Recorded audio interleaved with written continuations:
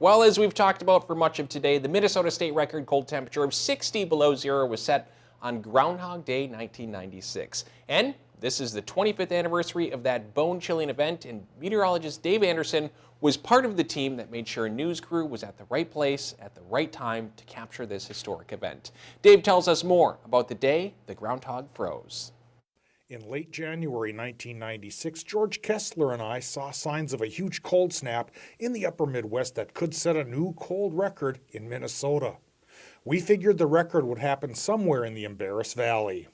Tower and Sudan and Babbitt and Embarrass are all at the foot of the Vermilion Iron Range, and what happens during the wintertime is that cold air forms on the side of the hills. But because it weighs more, it's denser than the air around it, it rolls down to the bottom and tends to collect right in town. So in an already cold place, the coldest of the cold tends to pool in probably the bottom 50 feet of the atmosphere.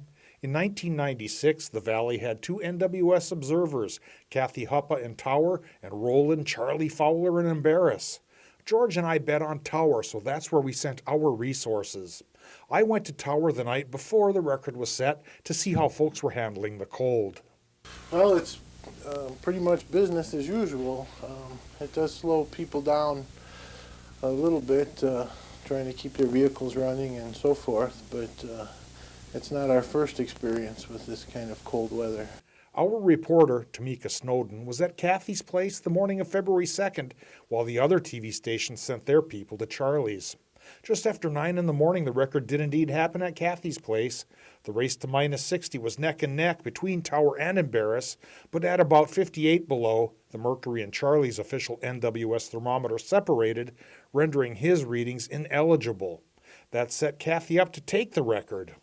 I guess I'm rather pleased that Minnesota, the northeastern part of the state, has the credit for a change. In the years since, Tower hasn't done much to cash in on the cold title. The town has a memorial to slain President McKinley, but little to indicate its role in weather history. A quarter century later, Roland Fowler is 88 years old and retired from National Weather Service observing. Some parts he misses, but others he doesn't. That was a bitter cold month, bitter. Snow was really deep. After 25 years, Kathy is not surprised that the record still stands. They said it probably wouldn't go. National Weather Service had forecasted with the guys that were there at that time, said they probably wouldn't ever see it go that low again. That's crazy. At least in our lifetime.